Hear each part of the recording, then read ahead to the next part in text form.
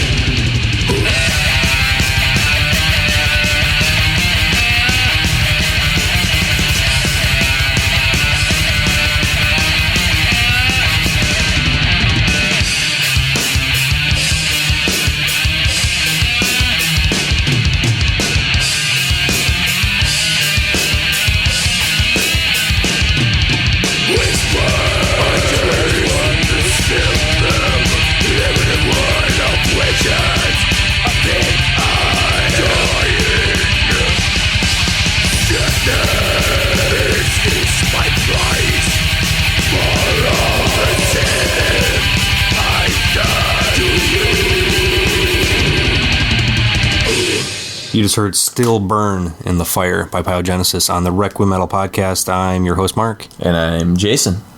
And this is going to be a divisive show, kind of controversial, because people either really enjoy everything Pyogenesis done, or they think after Waves of Eurostasia, they're complete crap. They're kind of done, yeah. But I beg to differ. I agree with you. Even though I'm a late bloomer to Pyogenesis, the people that I've introduced to Pyogenesis in the past 5 or 6 years, I think ultimately the band was just a little too ahead of its time in their own right. They were trying to sell a too diverse of a sound to an audience that had not progressed as fast as they had. Yeah, and the weird thing, it's another. It always comes back to Germany having very bizarre mashes of influences. It seems like Obscura is one of the more recent, more kind of refined acts. But look at a lot of What do you look at I can't think of Atrocity, the doom metal band. How all over the place they were with all these weird industrial influences, and it's really melodramatic stuff. Yeah, and even the bands that have found their mass audience, in Germany, say Tiamat, for instance. I mean, Tiamat was almost sort of lured, even though they're Swedish, they were kind of lured into a lot of change very quickly. Therion is the same way, and then I can't speak for Rammstein, but who knows what they're doing. Germany's got it seems like they have a large audience that are hungry for really bizarre stuff like David Hasselhoff and Pyogenesis and whatever, and really bad porn. Yeah, it's a bizarre kind of mixing of all the European cultures all being filtered together in this really weird. There's a properness and an extremely violent horror and horribleness to sort of German culture that's like always Japan or something. Exactly. Yeah. Japan and as a history teacher, I don't see that as a odd coincidence. I guess Italy's kind of the same way, aren't they, with music? They're very bizarre. Very bizarre, but Italy is almost like Rhapsody to me defines what Italian metal's. Or maybe I'm thinking more Greece. Oh yeah, Greece is definitely weird too. Yeah, the whole Septic Flesh and Nightfall crowd, and there's some Christ, and there's just really bizarre kind of genres that shouldn't necessarily go together come together. Sure. This is Blind Guardian was the first German band that we've done on the podcast, but this is the second, I think. It's the third. Obscura. Oh yeah, you just mentioned Obscura.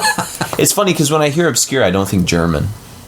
That's the weirdest part. I guess I hear all the death influences and all the atheist and cynic and all the other really kind of things. In the metal, at least in metal perspectives, Germany is probably best known for the Creator, Destruction, Sodoms, the Scorpions too. The Teutonic. Yeah, as far as the extreme metal stuff goes, more of the blazing fast thrash kind of speed metal, death thrash kind of thing. And then outside of that, they've got a really bizarre power metal Halloween, Blind Guardian. What's the other big one that I'm forgetting? Primal Fear. Them, but there's the other one, the guy that does he does some backing vocals on Blind Guardian. Gamma Ray. Yeah, there we go. Yeah, so I'm your go-to guy for really bad power metal names. When Chris isn't around, I'm the second in command in the power metal legion.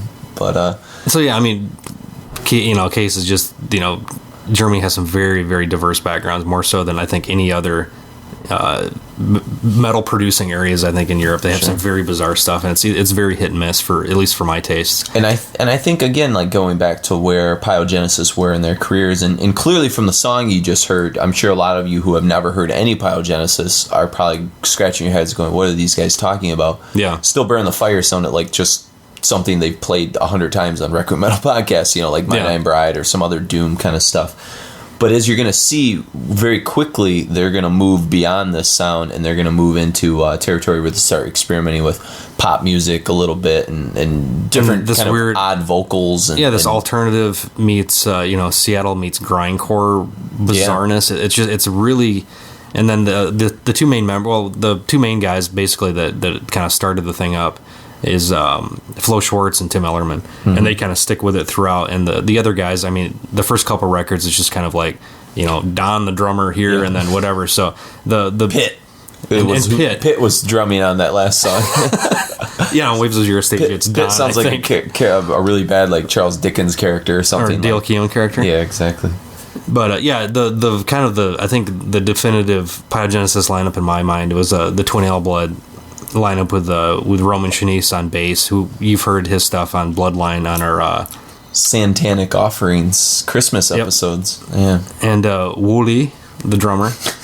And I think he goes on to stay with them for quite a while, but that's kind of like the core that I think they really kind of hit their stride. And after that, as I enjoy it, but I think the other albums after Twin Ale Blood, their third record, I think it's kind of, it's like a diehard fan kind of thing, like, oh, I'll buy anything Paul McCartney does. Sure. So it's if you're willing to follow along the journey, but for the intents and purposes of the Requiem Metal podcast, it's kind of, we're going to end at Pyogenesis. It gets a little bizarre. Twin Ale Blood. Yeah, exactly. And the other thing that I was kind of alluding to too is that I think in today's climate, which you and I have talked about before, both in private and also on the podcast, this is an era of music where genres don't really matter anymore as much to like this new generation, because this new generation was raised in an environment of total accessibility because of the internet. Oh yeah. Of all music all at once, and what they've started to do is synthesize all this stuff together into whatever the hell they want it to be, which you'll hear next week when we talk about Kailiza, which is you know, or even when we talked about Funeral Mist a couple weeks back. There's like this crossbreed of genres that are all going in, and they're really a newer generation kind of band of black metal. Kailiza, we'll hear next week, is more of a new generation of sort of like, rock and roll sludge, doom, Mastodon like metal type stuff. Pyogenesis was doing all these things in the mid 90s. They actually predated when Anathema and Bride and Paradise Lost really went through their experimental phase. They were like 2 years ahead of everybody else.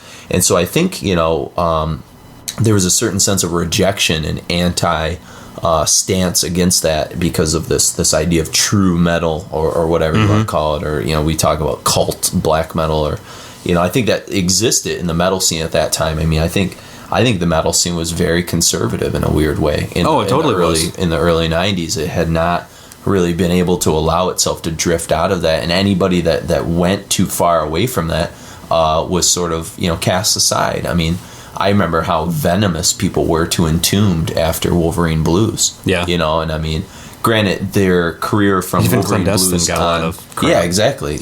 But I think even like post Wolverine Blues Entombed stuff, some of it's great and some of it's not so great. But oh well, they're Entombed. They're gonna they're paving their own path and stuff. And I think Pyogenesis was just ahead of the curve. And I think the thing I think that probably, I don't know, either perplexed or pissed off people was how effortlessly they went from one genre to the next, and they did it pretty. Like, you can't dispute that Ignis Creatio, the first Pyogenesis record, is like a fantastic doom record. It's classic. And even if you hear that and then you go listen to like Mono, and that's like, it's like a European indie rock record. Yeah. It's amazing. It's the two band, the same band for the most part, and that they can still kind of.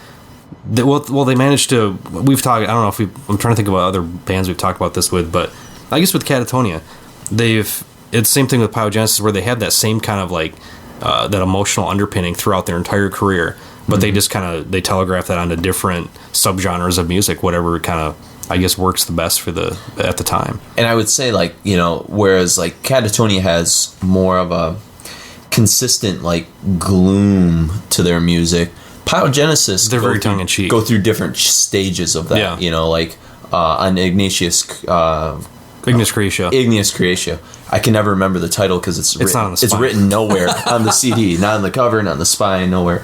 But that's very gloomy and doomy and stuff, and even the second record, which we'll be hearing something from in a moment. I think, like Waves of Eurastasia, the second or the EP was. I think that everybody was so stoked to what this band was going to do, and I think that they just burned so fast that okay, this is it, and then they end up re-recording Waves of Eurastasia on Sweet X-Rated Nothings, the second full length, and it's just like they were done with it.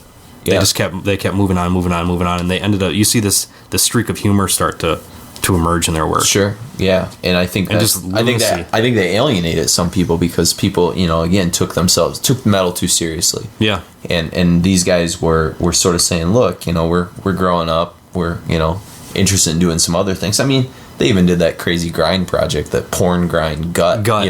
Which, if you've ever heard it, it's absolutely ludicrous.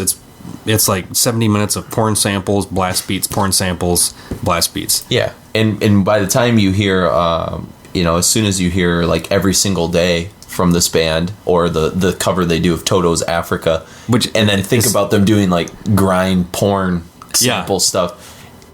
You're just gonna throw your hands in the air and go. Their last couple records after Tim left, he left after Mono, and they're basically like Green Day records. Yeah, which is okay. They sell really well in Germany. Yeah, it's bizarre. They're making a career out of it. Yeah. I don't think Pyogenesis ever created enough permanence for you to ever be able to call them a sellout. I mean, who are they selling out to? They never. It's not like they were just the odd bird. Yeah, they never wrote the Nevermind of the doom genre or anything where they had to inherit or have some heavy burden on their shoulder. Yeah, Waves at the time was kind of, that was like, okay, what are people going to do after Anathema and Bride and Cathedral and that kind of stuff? Like, what else is in store for doom that's like pure doom? Waves was sort of like that. Waves was huge from the people I was around at the time. That was a huge record. Gotcha. And it's only 4 songs, but yet it did kind of create that atmosphere. But it's interesting because I didn't discover this band until 1999, 2000. Again, this is one of those. And if Chris is listening, which he probably isn't at this point because he's not the biggest Pyogenesis fan, but Chris never really was into this band because he was one of those people that you mentioned, kind of got lost in that divide of, are you going to continue on with the odd choices that they're making, or are you kind of done with the band? Yeah, it just wasn't in the cards for him. Yeah. And Chris, if you're listening, I really think I bet if you go back and listen to Twin Ale Blood, you probably like it a little bit more than you did back in the day, just because I know Chris is a lot more open-minded today. But he's stubborn too, so I don't know. That's true. But I know deep. Let's not air any laundry deep in his heart. I know that Chris is his tastes have changed a lot. Having lived with them and kind of that sort of stuff. But so the band starts off with Igneous Creatio, and we're going to hear another song in a moment called Underneath Orion's Sword. And this one, I'll let you talk about it. It's my favorite song on the record. I think it's like incredibly like anthemic and just like crushing doom. I think we didn't really mention much about Pyogenesis outside of vocally so far. It's basically been Tim doing really guttural stuff and Flo doing the more high pitched scream kind of stuff. But their guitar tone's always been fantastic, so heavy but yet really it breathes enough to where it's still audible. It's not just this mess. And to me, I've always heard, especially in these first couple records, there's almost been a more psychedelic tone that's added on a little bit to the guitars, more than most standard doom. Which their lead tone was almost like tortured single note. Just sort of and bending stuff out of key, and it totally fits with the aesthetic that they're going for at the time. And if the opening track that we open the show with, "Still Burning the Fire," kind of starts with this purposeful, really lo-fi crappy production at the beginning, sort of lure the listener into this is gonna suck. It's like a demo or something, and then it kind of comes in with the full produced nature of the music, and it really kind of tricks the listener in a way, which is kind of sweet. Yeah, and they've been able to orchestrate. That's one thing they arrange really well no matter what genre they're in. I think, and this is just kind of the first. I should have done a little bit more research, but I'm not sure how old they were at this point, but. I'm sure they're teenagers or whatever, and this album was kind of is one of those Osmos mail order things at the time. I think we were doing an ad trade for Requiem magazine with I forget the guy that ran Osmos, but we're Hervé? Was it? Yeah, Hervé. I always think Hervé Villachez, but yes, the midget from Fantasy Island was running Osmos little person.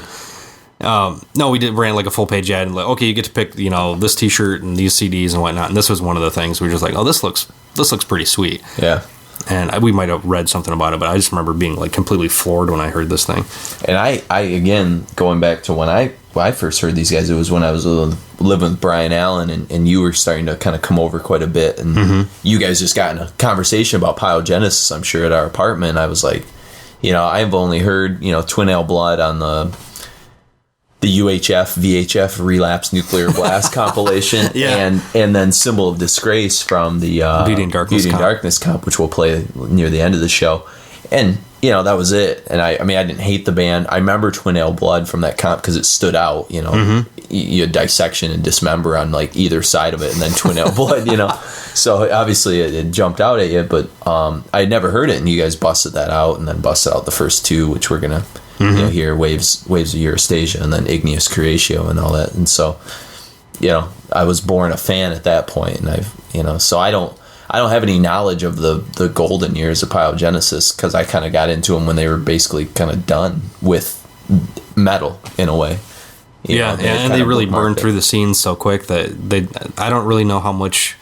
The most I ever heard about them was when Waves came out. Yeah, and I wonder how many younger people are actually even aware of them existing. I know a couple people, like a friend of mine lives in Texas, avid comics fan. He's like a big Danzig fan, Faith No More, and loves Pyogenesis. He went, back from, I think the first thing he might have heard was probably like Sweet X-Rated. But he went back and he loves the first record, and he's gotten everything they've done since. And they're a really weird crossover band because a lot of people that don't necessarily like death metal that much kind of get into Twin Ale Blood because it's this weird mixing and mashing of, you'll have brutal death metal vocals over the top of fairly heavy guitar. I mean, it's like, Dinosaur Jr. kind of guitars or something with death metal vocals, and then like totally kind of poppy songs and harmonicas, and it's a really weird tapestry, Yeah, for sure. But and we're gonna kind of start getting towards that with this next set of music. We're gonna burn through Underneath Orion's Sword from the debut Igneous Creatio, and then we're gonna play a song from Waves of Eurastasia, which is called Through the Flames. Which is, I think, kind of, if you know any song by them, you know the song. Yeah. That's been re-recorded 3 or 4 times by them. I think that was like the first song that I really knew of theirs, like besides Twin Ale Blood, when we first when you guys got me into Pyogenesis. And then we're going to hear a pair from Sweet X-Ray at Nothings, and we'll talk more about Sweet X-Ray at Nothings when we come back. So enjoy Underneath Orion's Sword.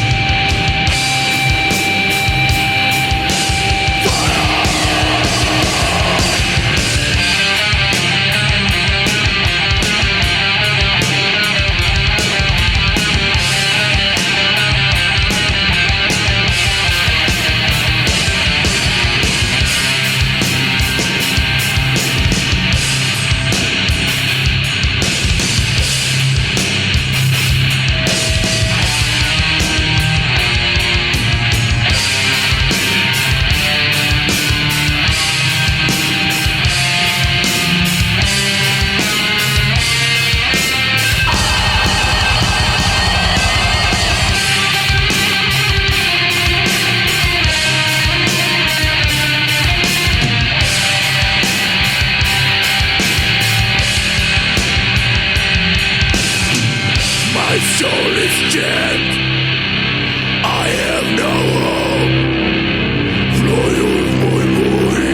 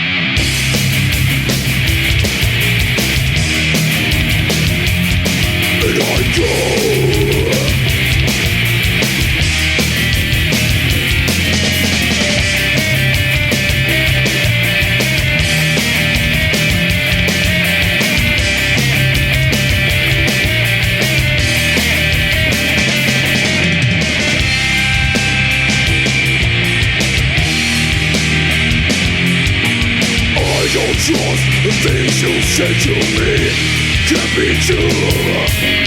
I don't trust the hands that are burning me, burning me, burning me. Yeah, it's true, and I go through the flames, through the flames.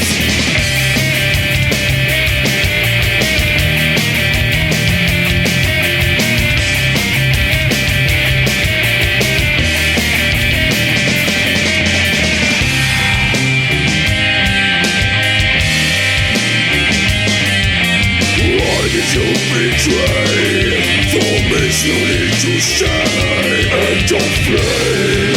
When I hear you call my name, it's always the same.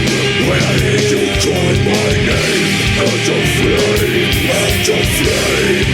When I hear you call my name, it's always the same. When I hear you call my name, and don't flames go.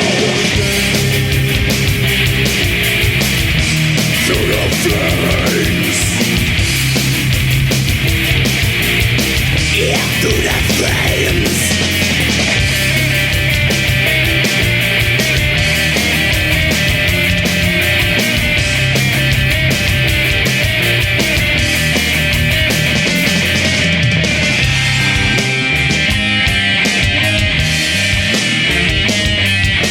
Why did you betray? For me you need to stay and don't flame. When I hear you calling my name, it's always the same. When I hear you calling my name, and don't flame, and don't flame. When I hear you calling my name, and it's always the same. When I hear you calling my name, and don't flame.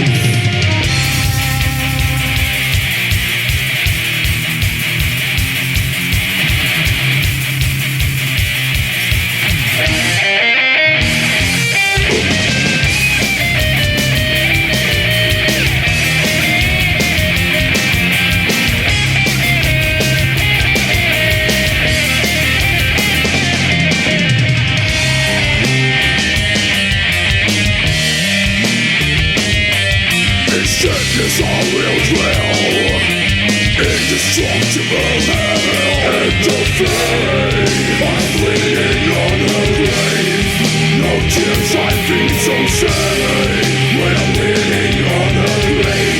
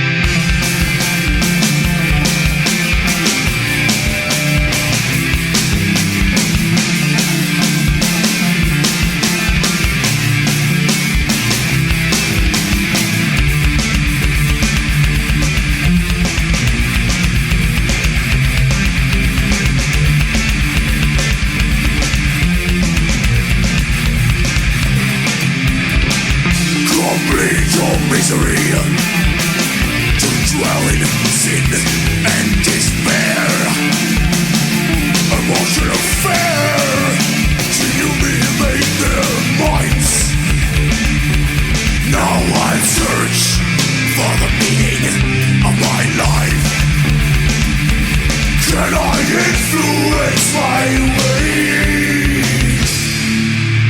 And again, and again, I will search for the healing shore. And again, and again, and again, I'm looking for. It's the weight of the world and life goes on. Healing tears and faith so strong. Be your God, your master. Rule your fucking world.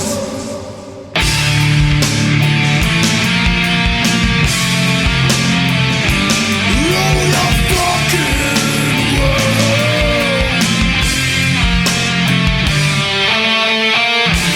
It's going kisses my skin and touches my hair. Emotional affair.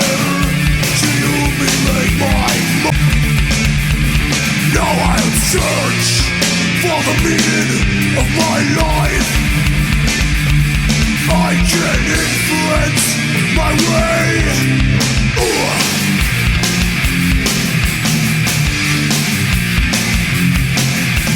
Childish emotions for you, don't be ashamed. Give these in strong hands the one which obey.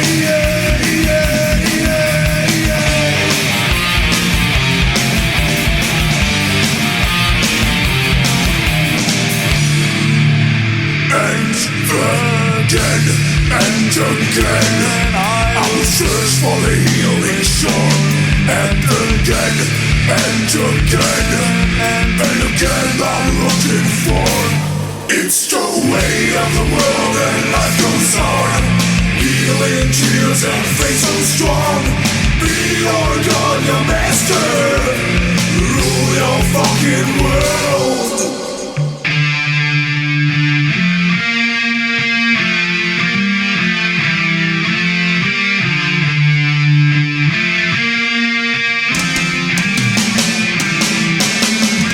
Of the world and life goes on. Healing tears and faith so strong. Be your God, your master. Rule your fucking world.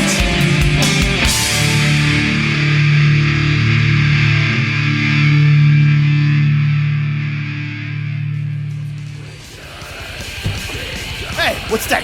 What's that noise? Hey, do you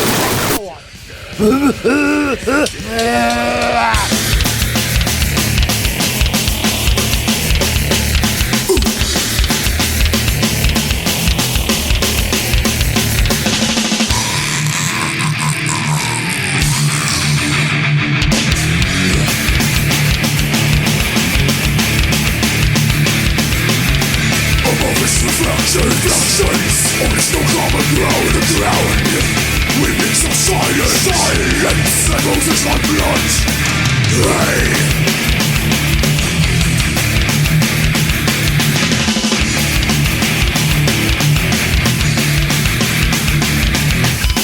just calling and creeping down my cheek. Inside of the winter, fucking winter. Everything cries. Divine ecstasis. You can't stop the ecstasis. For you, divine ecstasis. For your kiss.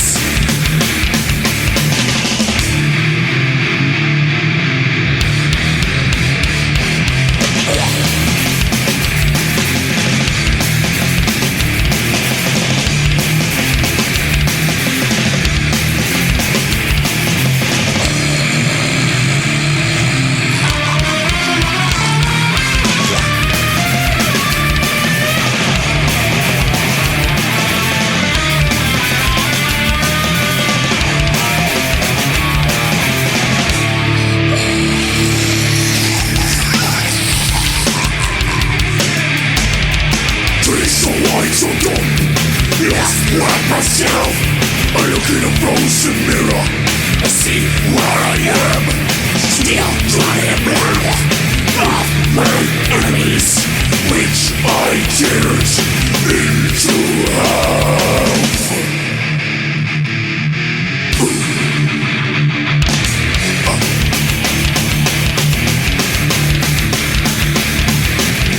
Nobody in the fractions, just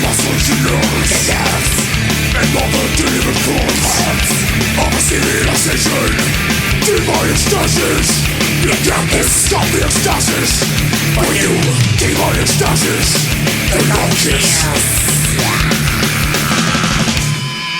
That was Ecstasis on All Search, Through the Flames, and Underneath Orion's Sword. And those last two in particular, well, I guess musically, was there anything, we talked a lot about Ignatius Creatio and a little bit about Waves, but was there anything else that sort of stood out to you about Waves that was different than the debut? Well, the production, I mean, it is night and day, and there's a little bit, I think the whole kind of sound is refined, and it's almost like that's the peak of what they wanted to do with that sound. Mm-hmm. And I think people thought Sweet X-Rated Nothings that we just heard, a couple songs from was going to be more like the full version of Waves of Eurostasia. That was just sort of a hint towards... Yeah. And they completely, they turn 90 degrees and go a different way. I think they sort of shocked people. And I think the other thing we completely forgot to mention, it's kind of my fault because I was bringing it up earlier, is the presence also, which this was still fairly new. I mean, Celtic Frost had done it, Paradise Lost, My Dying Bride, a little bit, and even Anathema. But of the female Therion vocals... had done it at this point, too. It had started... It wasn't the bombastic way that Therion has brought stuff in, or Atrocity or anything. This was more of the classic Gothic era Paradise Lost kind of female vocal integration. Yeah, and it was Martha Gonzalez that you heard on the first couple songs of the show. And then on Waves, I don't know, did Through the Flames... I don't think there's female vocals on that song. I think it's other songs that had it on the Waves. Oh, yeah, it was... let me see. I can't remember. This is great radio, guys. Well, because I know it was... she played violins as well. Pia Fruth, I don't know whoever that is, so maybe a friend, but I think it was on Down. There's female vocals, if I'm not mistaken. But yeah, I plead ignorance. I have to listen to the thing. Mark's the Pyogenesis expert. I'm the guy with the memory that lasts 15 minutes. But so Sweet X-Rated Nothings, as you said, was sort of a letdown for some people. Like, what was going on with this record when it came out? I think when I first heard it, I was just like, okay. First of all, the title was, okay, what the hell is this about? Mm-hmm. It just seemed kind of bizarre. I'm like, well, okay, well, just from a cover standpoint and song titles, I was like, okay, this seems a little off. I'll give it a chance. I think initially I was probably let down by it, but I think after a while I went back and gave it a little bit more of a chance. And it's still probably out of the records we're gonna be playing, it's the least strong. Yeah. Front to back record. It's definitely a grower, or not a grower. It's more of it's one of their transitional records, to put it that way. Yeah, because it still is hanging on to like those first couple records, a little bit of the sound, and it's reaching for something more, but it hasn't. Vocally, like Tim's not going for the guttural quite as much. It's a little bit more of a rasp, and there's still what you just heard. Ecstasias had some totally death vocals in it, but it's not. The whole record just feels kind of flat to me. Production-wise, songwriting, everything feels a little flat. A song we didn't play, but is a fan favorite, at least me and a couple people I know. These Roads is kind of just like a goofy, it just feels like a cheesy 80s rock song or something. Yeah. And it's really like the introduction of this new style of like back and forth vocals that they're going to do, where they're fairly clean vocals on These Roads. For the most part, except when Tim says no. Yeah, it's and I could just see people listening to like that song and just kind of like feeling like they had jumped the shark in a way. Sure. Well, and if you go back and listen to purely just the music, and take the vocals out of the equation altogether, there's a lot. It's still deeply entrenched in the doom aesthetic as far as the guitars and everything go. It was almost like what Cathedral did by like the mid to late 90s too, when they were kind of like exploring their more kind of like stoner, like 70s disco meets like doom metal kind of thing. Oh, like Supernatural Birth Machine. Yeah, where Lee was doing some kind of like different kind of stuff. And see, that seemed to fit more for me. I mean, because basically Force of Equilibrium was kind of like that, and Soul Sacrifice is kind of like a moment in time. They never went back to that again. Yeah. And that always seemed like that kind of... They kept going more bizarre and more bizarre. But it seemed more of a... Cathedral had more permission to do that? It seemed more of a linear path. Because, like, Pyogenesis didn't show as many signs of that kind of, like... lack of a better word, like that whimsy or the kind of weirdness that was associated with Cathedral from the get-go. Because they started totally, like, stock. Mm-hmm. It's like watching Magnum P.I. and then it turns into, a Pulp Fiction kind of, Tarantino thing. Yeah. It doesn't necessarily make sense at all. I like it. I like the Magnum PI reference. I've been watching. There's the really crappy TV network that's now on. I have called Retro TV Network. It's like Incredible Hulk, Knight Rider, great. and Simon and Simon. Like, good show. All back to back to back. Gilbert, or was it? Mulroney. What's the guy's name from Simon and Simon? Gerald McRaney. Yeah. Major Dad. Oh man. Anyway, sorry. Oh, this fits in with weird references. Germany, it's, there you go. It all fits. David together. Hasselhoff, Knight Rider. Heck yeah. There you go. And then so they're going to jump from Sweet X-Ray at Nothings to the centerpiece that we're going to be kind of focusing on tonight, which is Twin Ale Blood. Now, initially you said a little bit disappointed with Sweet X-Ray at Nothings, but then it kind of grew on you a little bit. What happens when this record comes out, and how does this hit the metal community or your group or anything? Well, see if I can rely on my memory a little bit here, but I remember I was like head over heels for the thing. I thought it was kind of bizarre first listen, but the more and more and more I listened to it, and it was kind of a traumatic era in my in my life as far as instability and instability and things like that. So it's kind of a moment in time where that I really identify with that record a lot. I don't know if it's more of that than it being good, but I think upon further reflection and with other people hearing it, I think it stands pretty well on its merits. But I don't really remember there being much anything about it, to tell you the truth. Nobody talked about it. No interviews. No press. We really didn't at all. No, we interviewed them on. I don't know if it was Mono. No, it was. I think the record before that. Sweet X-Ray Nothings. No, the record before Mono. They had cheapo speakers. It had a bunch of garbage on it. Yeah, I forget what that was called. But yeah, so I mean, because it seems like when they talk about sort of great '90s metal records, no one really ever mentions Twin Ale Blood. No, I mean, it made it on all the rounds on this was also right at the era where this was kind of the end of the era of Nuclear Blast America with Relapse. So and I know that was thrown in a lot.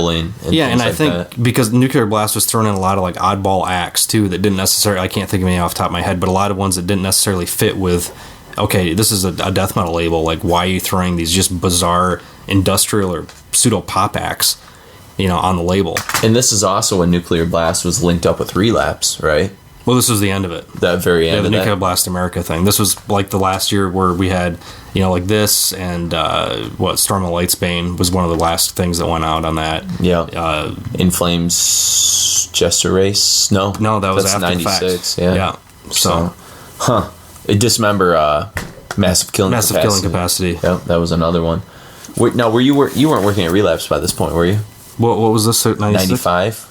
No, I started there. I was in there 96. 96, okay. So when you got there, they were totally done with the Nuclear Blast thing then? It was phasing out. Okay, gotcha. The other thing that's cool, too, is the artistic sort of sense about Twin Ale Blood. Like the covers previous to this have all been almost like close-up abstract kind of stuff. Like the first one is like kind of, you have to turn it sideways to sort of see that's the inside of a church and that. It's like a high contrast cathedral ceiling. Then the second one is almost, it's like a puddle, water kind of glimmering. Yeah, it's a solarized effect. And then, Sweet X-Ray at Nothings is, I don't even know. It's like a close-up. I mean, it's probably something.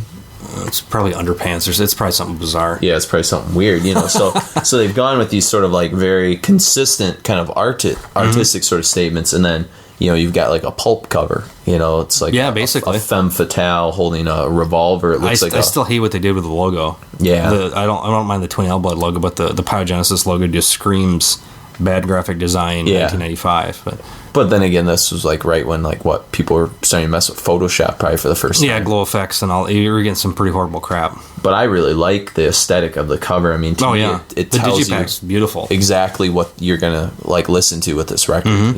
Which is an odd and not a standard metal record. Well, the funny thing, the back, the band photo, that totally looks like Warner Brothers 1995 alternative band and photography. The sad part is if this had been marketed right, it could have had a lot of crossover appeal. I think so. But I don't know. That's but it's trying to convince a meat eater to be a vegetarian too. It's not, you can't convince somebody, either likes this record or they don't. Yeah. And I don't know if there can be some appreciation, I think, on the part of people for it, but it's kind of at a gut level instinct. Yeah. It seems really honest for what they're doing, and it's for me, it satiated everything I wanted in a record. It had like catchy elements. It had, brutality, had great melodies. Mm-hmm. Amy even had sort of, the opening track we're going to start this next setup with in a moment is Undead. I mean, it's really about zombies and that sort of stuff, So, I mean, it still had those like metal tendencies and things, but I don't know. So we'll let you decide as the audience and see what you think about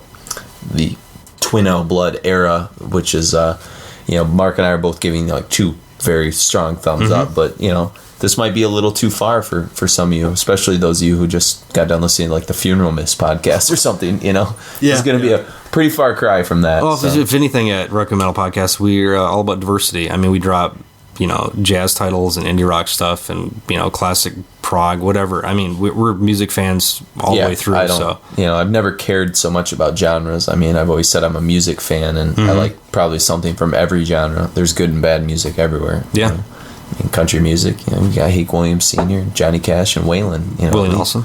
It's true. Don't Bonnie knock Prince Willie. Billy. Bonnie Prince Billy. Wow, if you call him country. Alt country. Alt country, there you go. Depending on what story you Uncle Tupelo. So, all right, so we're going to hear a trio of tunes to start things off, and then we'll come back, talk a little bit about them, and then get right back into some of the Twin L Blood stuff. But we're going to hear Undead. It starts with a great sample. It's a great way to open a record, too. I have no idea what it's from. Yeah, it's just perfect, though. And then the title track, which is an odd one with some Middle Eastern Indian kind of influences, sitar things, play backwards thing, though. And then a personal favorite of yours, which is Snake Hole, very catchy for its vocal melody, very sentencedy. So enjoy Undead. There is no long countdown. There is no backup. Now or never, here it comes.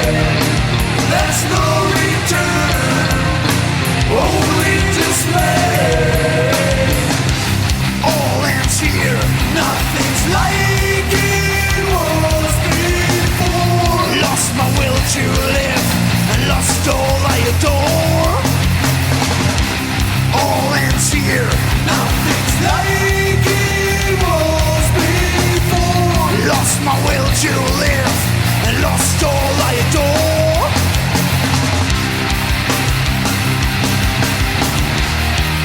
I've lost it all. I've lost it all, lost it all. 'Cause we are all dead, fading away. No will to live, the pain we can stay. We are all dead, fading away. There's no return, only dismay.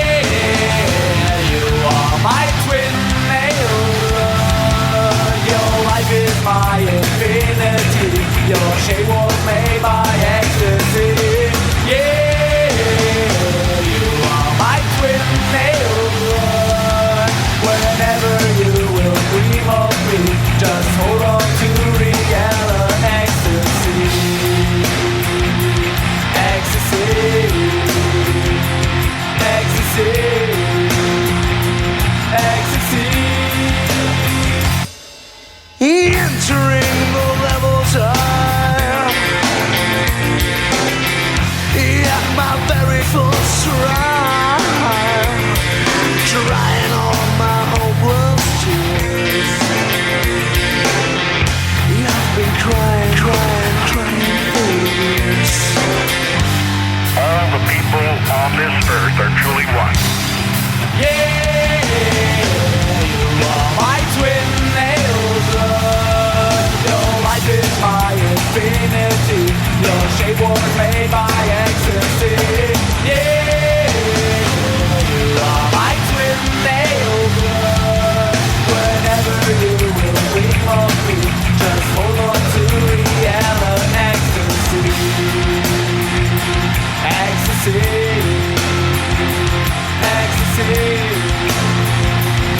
ecstasy.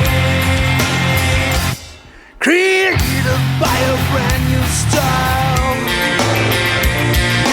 Well, I'm trying, please wait a while. Confusion of a senseless game. What a stupid, unknown name.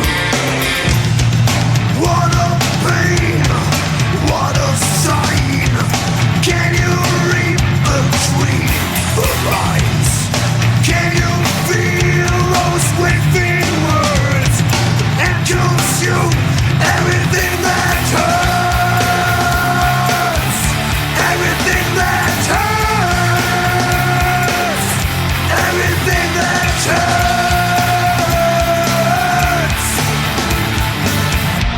Everything that hurts.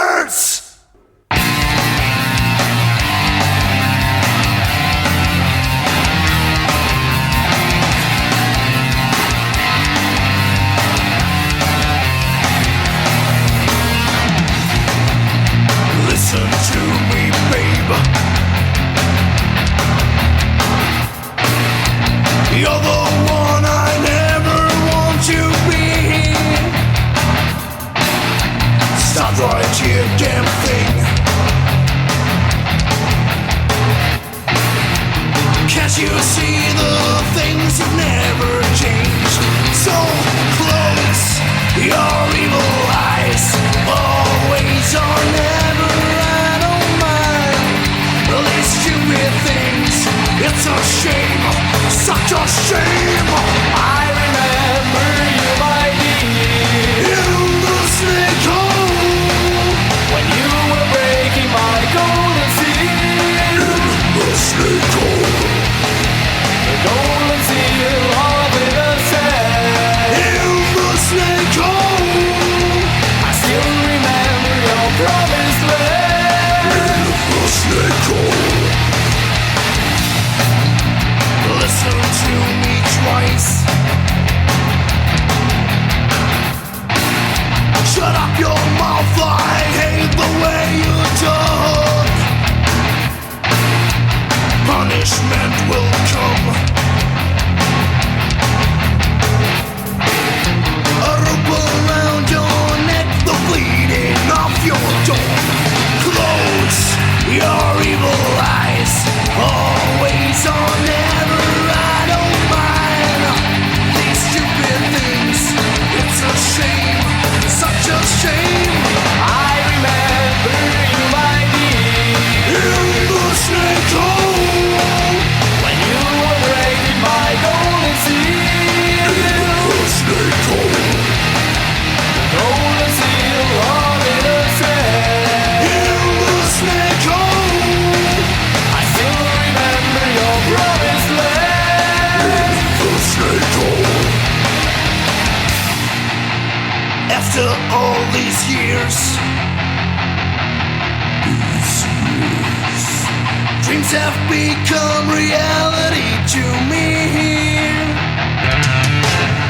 A bleeding with no end. Isn't that fair? Is that fair? I remember you, my dear, in the snake hole, when you were breaking my golden seal. In the snake hole, the golden seal of innocence.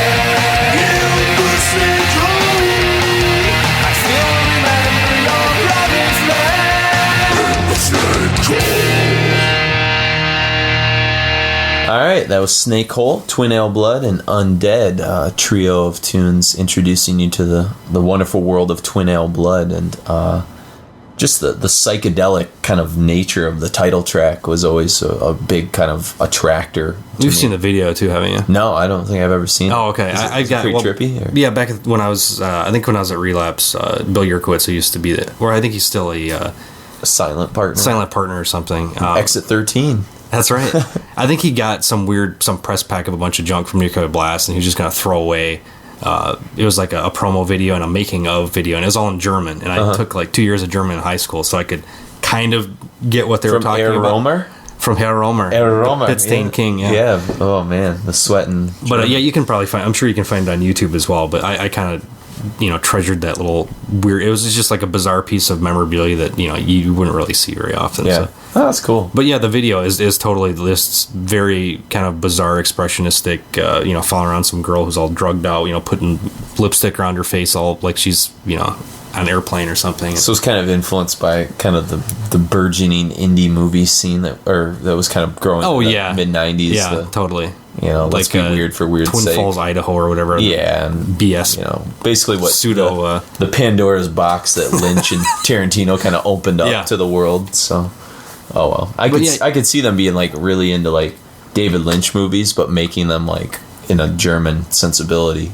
Yeah, and they're very upfront about their any kind of talk of sex or intercourse and erections and all kinds of bizarre. I mean, almost like to the point of Turbo Negro lyrics. Yeah, which is kind of bizarre. It's weird because they do have that bizarre like side. There's that eroticism that started out very subtly and like in the Waves of Eurastasia EP, and then it just gets more blatant and more blatant, and then like the ultimate thing is gut. It's the gut thing, yeah. Gosh, pussified and assified 7-inch. Yeah, which I own. And I remember seeing Gut in the catalog, and like Kuhn and I would like laugh at it, and be like, "What the hell is this?" And or the fistful of sperm 7-inch that I have too. And then I just remember he always said like, "Well, It came on a certain color of vinyl and different things. There's all the Relapse catalogs. We would sort of like flip through them and just be there's fascinated. such bizarre stuff, old grind stuff, Monostat 7, People, and just Well, I think even stuff. Decibel, like in the last year, did like a little minor special on like porn grind. It was like a 2-page and really, special. Gut is like one of the Their progenitors. centerpiece of porn grind. Porn grind, I guess. So Pyogenesis still does have an influence on the metal scene, I guess. But a tune like Snake Hole, which we just kind of closed with, we were kind of pointing out. I mentioned to you, and I'm sure you have different thoughts about it, but it really reminds me of like kind of later era Sentence, kind of the late '90s, kind of Down and Crimson kind of stuff. A little more commercial version. Of Yeah, just kind of the style of singing and even like some of the guitar tones and melodies I can and see things like that. So. But it's very catchy. I mean, incredibly catchy lyrics and kind of cheesy lyrics, but like. The lyrics on the entire record are kind of questionable. You just kind of got to take them as what they are. I don't even know what Twin Ale Blood is about. I think it's nonsensical. Yeah. I think it's just some kind of bizarre irony thing. In Snake Hole, you can figure that out. And I think that the Twin Ale Blood, the record in general, weren't these guys sort of really like fascinated by pop music in a weird way and trying to look at ways to sort of integrate it into extreme metal? I think that got more into the like the unpop era. Okay. Which is one I forgot. Then they had what was it? Big Black Disco Coaster. They started going into all kinds of weird electronic dance kind of routes and remixing stuff. And I think they were just hungry for music, and they were ready to throw anything against the wall to see if it stuck. Yeah, the spaghetti approach. Yeah, and I couldn't find reviews on this online are kind of difficult. They tried to throw you in some different direction for some like medical supplies, but I found a couple, and they're basically kind of the consensus of the couple I found was not what I expected. Pretty cool, interesting way to like integrate these styles together. Yeah. So like 7 out of 10s kind of thing. That's kind of I think where I think most people are with the first time they hear it, and then they sort of get endeared to the record. I think a lot, like I have. Yeah, you either like it or it's just like, well, this ain't my cup of tea. Yeah. So, but let's we're gonna hear some more from Twin Ale Blood. We're gonna start with some Bob Dylan harmonica here.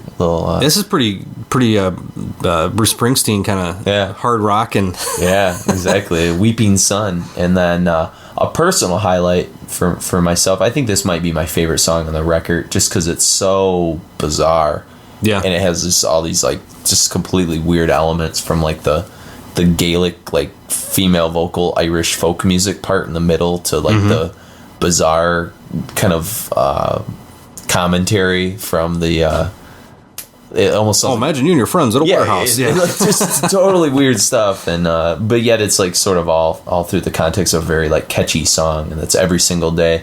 And then we'll end things with a little more doom and gloom, again a very strange song. Full guttural death metal vocals on it, which seems like such a like, what was the producer possibly thinking? Like, what are these guys thinking? They're crazy.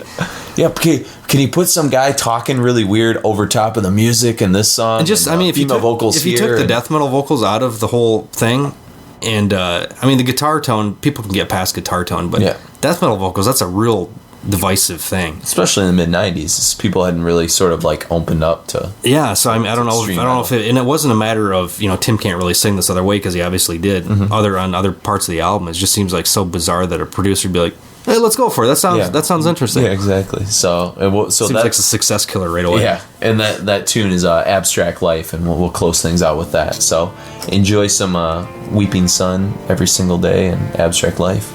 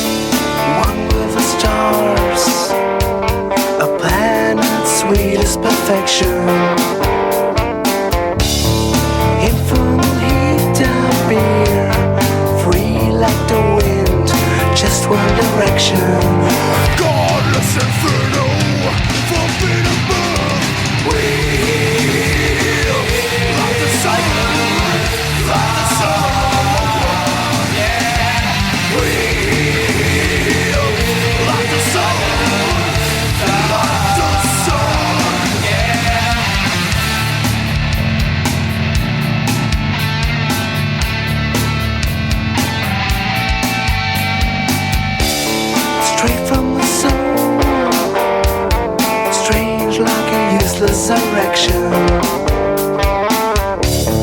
Drink this blood which I spill.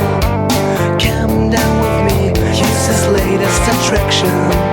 Bodies burning, set them free. We heal like the sun, like the sun. Yeah, we heal like the sun, like the sun. Yeah.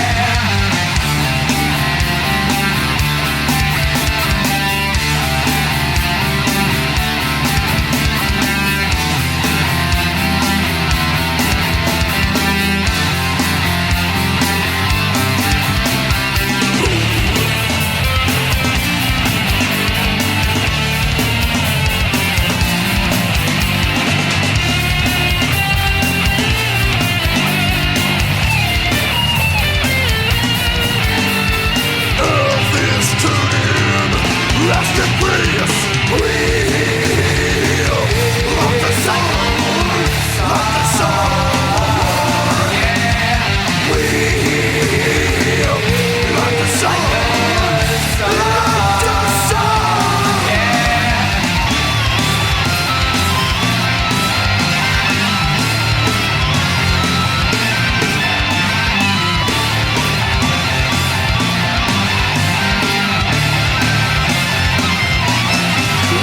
The sun.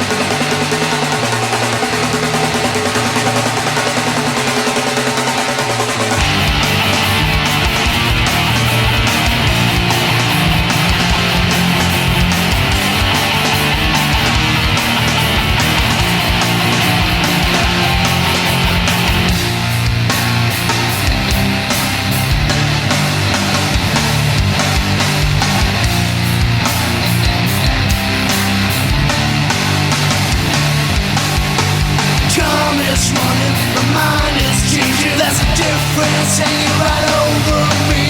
When I'm hopeless, trying, senseless, crying, sickness biting, and I'm lifeless, dying. In a cave of pleasure, a heart of treasure, and my love is coming right over me.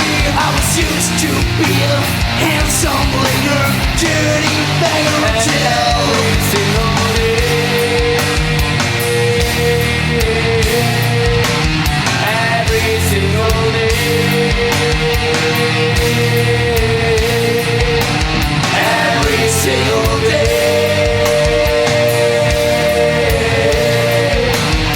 Every single day.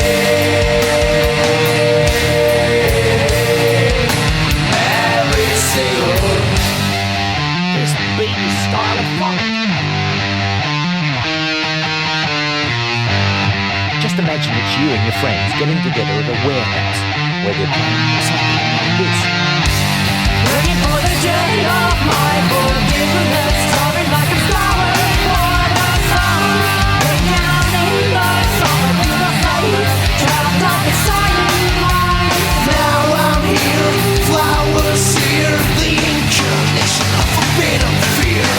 I'm just stranded, I'm just branded, like a rolling wheel that is standing still. I hear voices from above. Can't make out where they're coming from.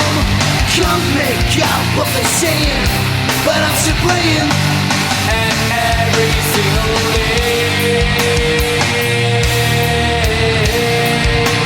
every single day, every single day, every single day.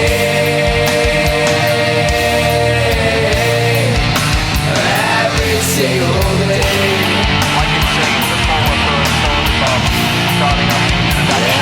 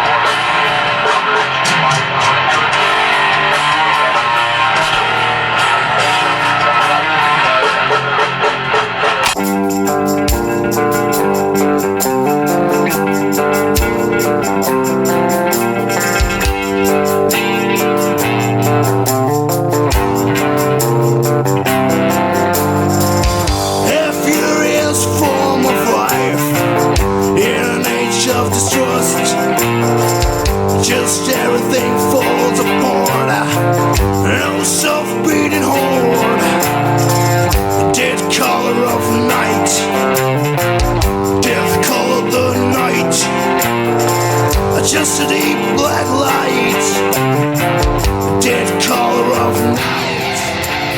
Broken dreams, this anger pulls me through.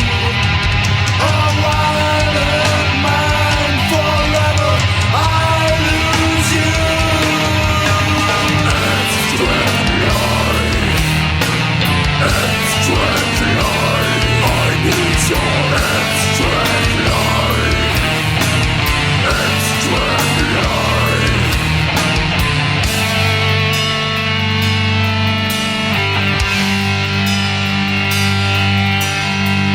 Red lipstick scars and eyeballs badly pierced, mouthful of salty fluid, glossy takes control. Death color of flesh, death colored the flesh.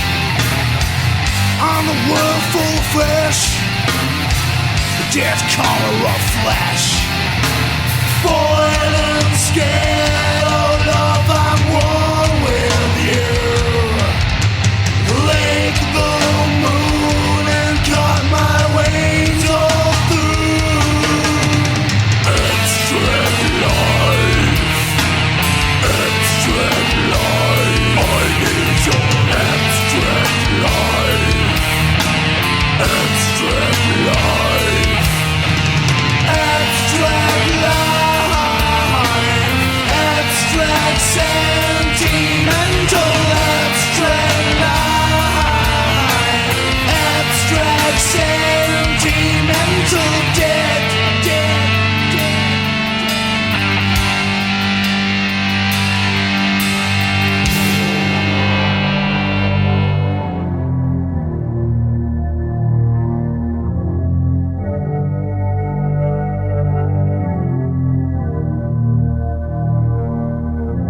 Broken dreams, this anger pulls me through.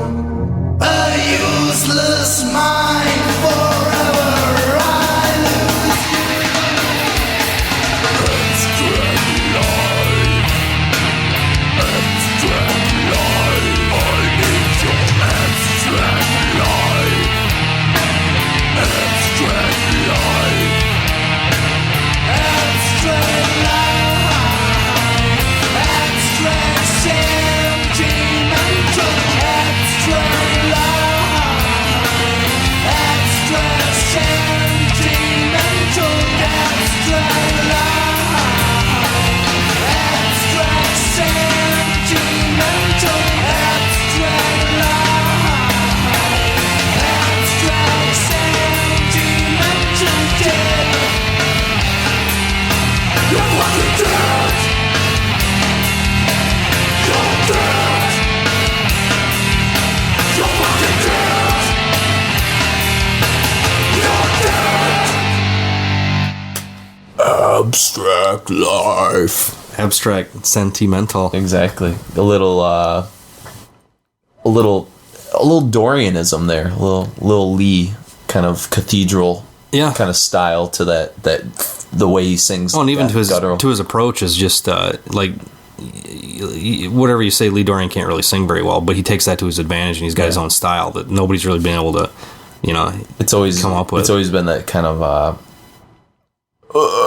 like there's something like a moan to the way he sings too. Yeah, it's a really bizarre. I've never really heard anybody replicate it outside of. Oh God, I'm drawing a complete blank. Hooded Menace. Hooded Menace did it pretty well. Does a little of that as well, but yeah, I think Tim Ellerman's kind of the same kind of thing. He's like the guy's not a natural singer by any means, but he does what he's got, with or he does well with what he's got. I guess he kind of makes it work for him. Yeah, and he makes up with kind of like weird choices and stuff like that, which kind of keeps the. And I can't sing great on this part, so I'm just gonna growl. Yeah. And then the aforementioned Every Single Day and Weeping Sun, which were both pretty cool tunes. So we're going to close things out tonight with a tune, which I'll let you talk about. Yeah, this was off the Beauty and Darkness comp, which this was actually recorded after Twin Ale Blood, which is kind of bizarre since it's. Well, was it recorded after or as part of the Twin Ale Blood sessions? I think it was recorded after. Okay, I can't remember. I don't know if it doesn't really say in there. Yeah, it was recorded after the Twin Ale Blood sessions. Yeah, because I just remember that kind of like that point catching me off guard. Because Symbol of Disgrace is a very. It seems like it could have been on Waves of Eurastasia. Mm-hmm. It's very Doom. It's got a little bit of atmospheric kind of noodling stuff going on in the beginning, but when the vocals come in, wow, they're just like guttural and brutal as all get out. And this is a great compilation. Actually, we were kind of like talking about this. This has got it's got. In Flames, Moonshield, which is kind of a personal fave. My Cantel from Amorphous, Nepenthe from Sentence, Whatever That Hurts from Tiamat, Request Denied from Hypocrisy, Cradle of Filth, Mind Rot. And then you've also got Lacrimissa and some other garbage. Yeah. Is Love Like Blood on there too? Yep, Love Like Blood. An Atrocity featuring Das Ich. Das Ich. Oh, God. And it does have Theater Tragedy, one of their older kind of decent songs, Hamlet for a Slothful Vassal. Yeah, talk about melodrama. Woo! But no, Theater Tragedy, I think, are actually the first two records are pretty good. Yeah, I think they still. I think that was off the second record. That tune was. But that was off the first record. Oh, Hamlet was? Okay, yeah. Cool. I'm a closet Theater Tragedy fan. Yeah. The first two, I don't have anything after that.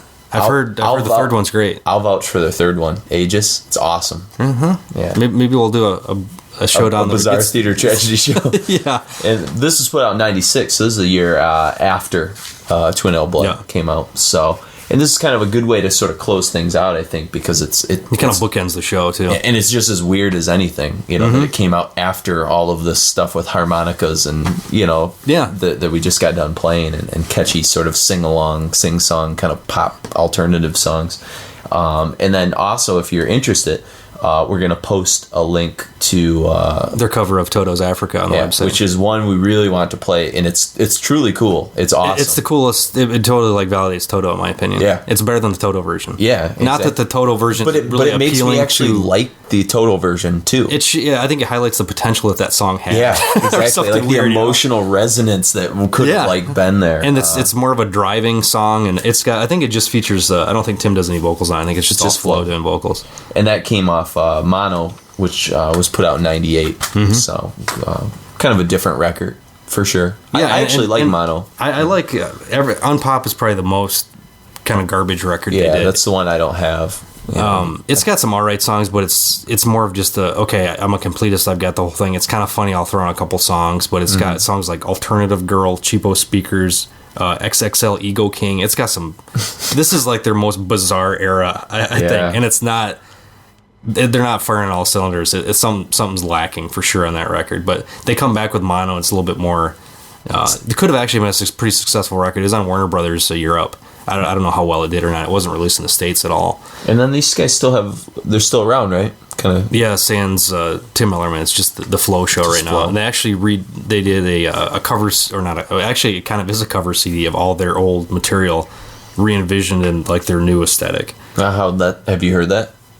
Yeah, some of the songs, it's interesting takes, but some of it completely kills it, because I think the whole thing that works about Pyogenesis is the intermingling of, Flo Schwartz and Tim Ellerman. That's the key right there. So it's kind of like you said, Lennon without McCartney, or vice versa, or something. Yeah, it was that same kind of like they equal themselves out, and one pulls them in the right direction when the other's kind of, it's like a Jonas and Anders from Catatonia kind of thing, too. Yeah. One's very like into like noise and distortion. And one guy likes cock rock. Yeah. And I think that's that butting of heads that really kind of make them both creates work. That tense dynamic that yeah, exactly. That makes a lot of sense. So, well, hopefully we haven't divided you too much tonight, but we do want to know what you thought about Pyogenesis. Maybe you're a convert, like I. Or you can say I'm a total charlatan for liking them, but hey, whatever. That's all right. I think you can't argue, even if you didn't get into maybe the Twin Ale Blood stuff. You have to at least admit that it's interesting that a band would go in that kind of direction. And, I think if whatever shed their fans, whatever moves you. If I hear like a Kanye West song and I think that's sweet, then I'm going to listen to it. Not that I do, but I've got 2 Kanye. No, see, I think, the older you get listening to music, I think you just kind of like branch on. Whatever grabs your attention. And it's a lot easier to sort of put those walls down and just enjoy music without you enjoy it so much more pretenses, and like street cred and all this stuff. And this is I think, and personally, us both working at record stores, knowing quite a few people that have, I think it gives you more street cred when you walk out of a record store with a Sun Ra bootleg and whatever, Death Spiritual Healing. It's like it's across the board. Mm-hmm. Like it's not just like, okay, I'm gonna get all my Metallica records and then they reissue them. I'm gonna get all those again. And I don't know. I'm just the whole Mark, kind of mentality. Mark and I collectively bought today Godflesh Street Cleaner on vinyl and a PJ Harvey record. Yeah, I picked up Mono One More Step and You Die and LP as well. There you go. That's pretty much par for our course, I think, right there. In a sense, if we had gotten some grim black metal thing too. I was hoping to get a Kylesia CD, but it happens. But anyways, so enjoy Symbol of Disgrace and let us know what you thought about this. Shoot us an email at requiempodcast@gmail.com or go to requiempodcast.com. Yeah, all kinds of great features. Post some comments, and there's going to be a little link to Mono Africa, the cover on there, and stuff, and maybe even the Twin L Blood video. Yeah, I'll throw the Twin L YouTube link or something there as well. So, or just leave us a comment on iTunes or talk to you. Give us a post or a link on your blog, or talk about us on Twitter. That's even better. Whoa. Twitter. We're really embracing technology now. I've been on Twitter for a year and a half now. It's changed my life. It's great. Whoa. I highly recommend it if you're into crowdsourcing, as they say. Crowdsourcing. Yes. I like it. I've gotten $6 Million Man shoes from that. Are you connected to any of the Republicans who were twittering at Obama's speech and stuff like that? I follow. I mean, personally, just to go on a brief little jag. No, I usually follow a bunch of other comic artists, and we're all working out of our house at the same time. We don't have a whole lot of social interaction, so this is kind of our water cooler kind of moments. And it's also great for publicity for getting the podcast out there. I throw it out, and I've gotten quite a few different comments back from fellow Twitterers. Well, this summer I'll start Twittering myself. Once you get your iPhone, bam, exactly, it's right on there. You have no excuse. Exactly, it's better than instant messaging. Well, I've never really even done that either. Or text messaging. Oh, okay. Yeah. Enough. Okay. Enjoy Symbol of Disgrace. Symbol of Disgrace. We'll talk to you next week. All right. Enjoy. Through a stream of my lost memory,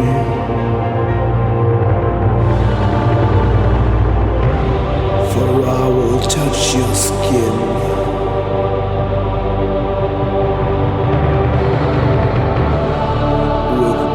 Years of lust and sin.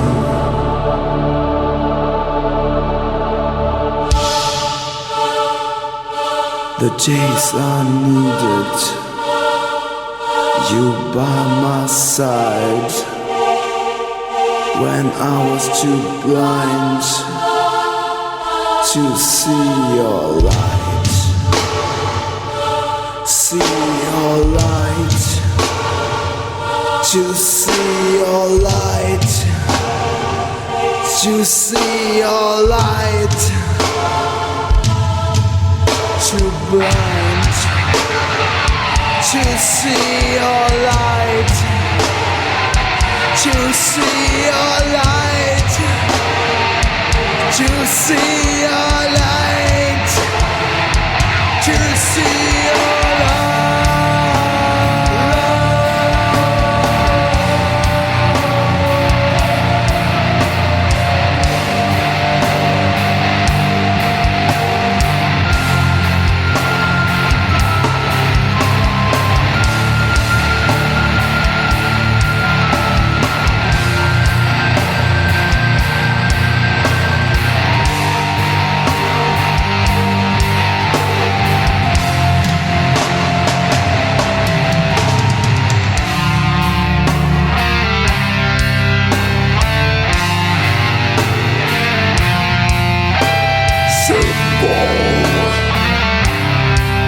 Disgrace, for whom I was born, for whom I will burn. I've been dead since I was born.